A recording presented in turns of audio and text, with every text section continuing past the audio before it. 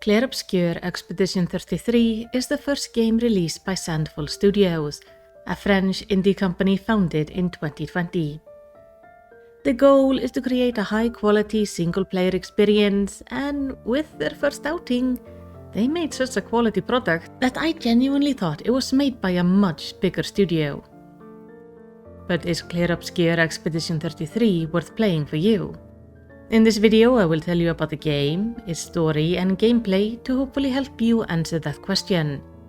And if you find the video helpful or enjoy this type of content, remember to like and subscribe to receive more of it in the future. But now let's start with the numbers. I did a full let's play for my first playthrough, and it took me just under 32 hours as I did not engage in all of the optional side content. After finishing the game, I immediately had the urge to start it again in New Game Plus, and now I'm tackling some of the optional bosses and content that I did not play in my original playthrough. As of writing this review, my game time is sitting around 42 hours, as my New Game Plus playthrough is still firmly in Act 1. I found it easy to get invested in the story. You play people from the city of Lumiere. The people of the city hold a yearly farewell celebration, as on that day a mystical being known as the Paintress, who sleeps under a monolith in the distance, wakes up. And once he does, she paints a new number on the monolith, always counting down. And when the number has been painted, everyone of that age will simply disappear. The celebration is called the Gommage, and the game's prologue is set during the day, because the morning after, the yearly expedition sets out. The characters you're playing are part of Expedition 33, as it is the number written this year on the monolith. They are just the latest in a long line of expeditions with the same goal: to sail to the mainland, make it to the Paintress, and stop her from ever painting again. But this is easier said than done. During the expedition, you will encounter many horrors, dangers, and new friends and funny moments along the way, while also being able to find notes from previous expeditions that came before you. Throughout your playthrough, you will encounter many characters, both of the expedition and beings living on the mainland. Each have their own top-tier voice acting and great writing, giving them a strong personality. In fact, I found everyone to be surprisingly likable for their own reason. The cast is varied in their motivation for being there and their personalities, and the many moments between expedition members are well written, bringing both moments of humor and sadness, or interesting lore about the members or the world itself. A lot of the story is told through various cutscenes, which all look amazing. And then of course there is the music. Clair Obscur's soundtrack is stunning. It has a distinct style, and while it gives each area and many scenes their own feeling, it also remains cohesive throughout. The songs do a great job at enhancing the emotion in various scenes, both bringing me to tear or amping up major challenging fights. In fact, I found several songs that I added to my personal music collection, as they're simply that good. But this is a video game, so let's talk about the gameplay. The game is split into several areas connected by an overworld.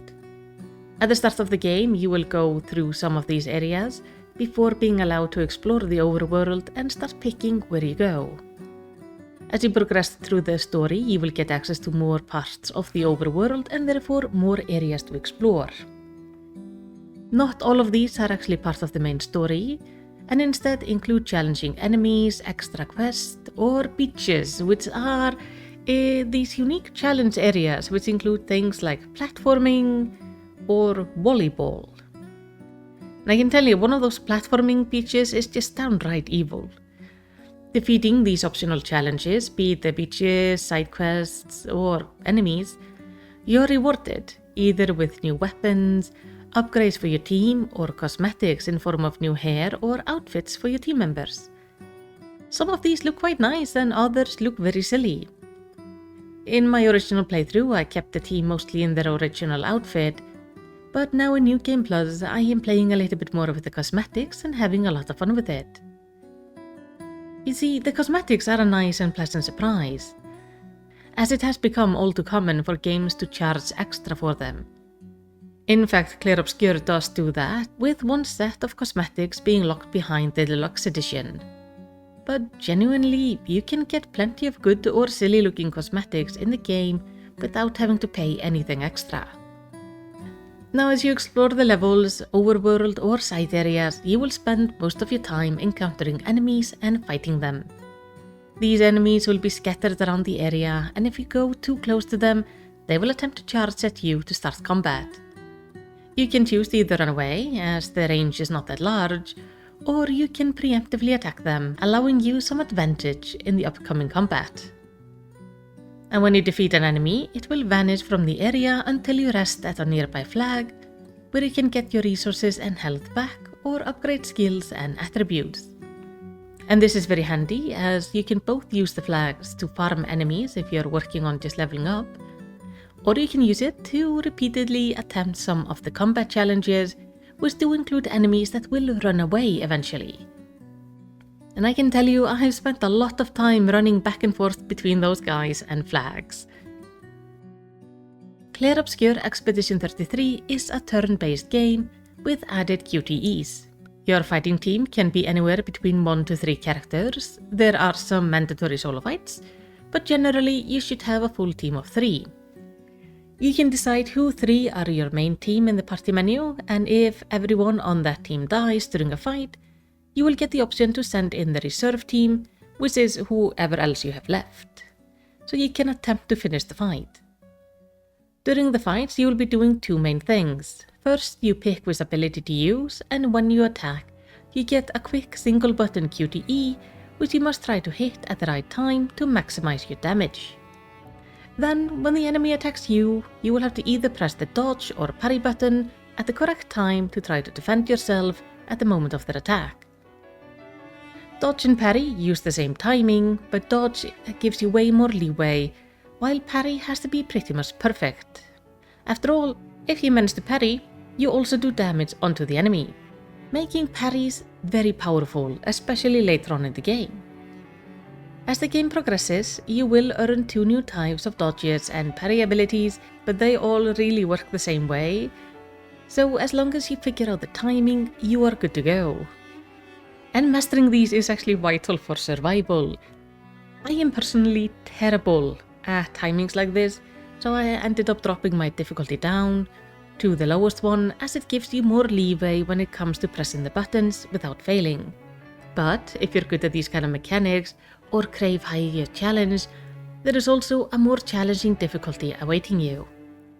And the best thing is, you can change the difficulty at any time, allowing you to figure out what difficulty fits you and your playstyle the best. But outside of dodges and parries, you will also want to manage your abilities, Pictos and Luminous correctly. Starting with abilities, each character can have 6 abilities on them at each time, allowing them to use them in a fight. The abilities need AP to use, but you can also use that AP to shoot your gun at the enemy, allowing you to target their special weak spot once per fight, or break down their shields. You can also always space attack to preserve your AP to use stronger abilities in the next turn. And then there are the Pictos and Luminas. So Pictos are buffs you can find during your travel. These range from things like giving you 1 AP if you manage to dodge attack perfectly, or more powerful ones like letting the character revive themselves once per fight if they die. Each character can hold up to 3 Pictos at a time, and you will want to be switching these out frequently, as after 4 fights with the Picto equipped, it will become learned, turning it into a Lumina version as well.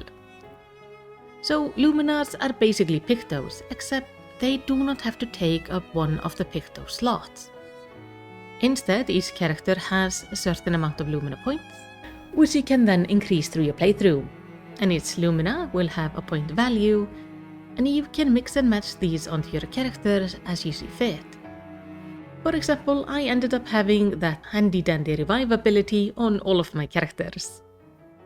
Managing these Luminas, Pictos, weapons and ability is your key to success, and very satisfying when you find a nice powerful combination to squash the enemy you've been stuck on for a while. Overall, I found Clair Obscur Expedition 33 to be an amazing game.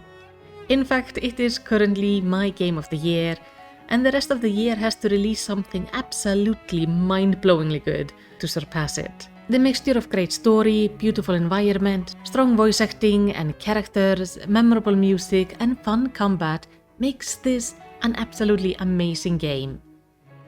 So if you enjoy turn-based combat or you just find the story to be interesting, I highly recommend giving the game a go.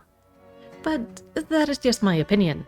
Tell me, what do you think? Is Clair Obscur Expedition 33 something you're interested in playing? Have you played it before, and what are your thoughts on it?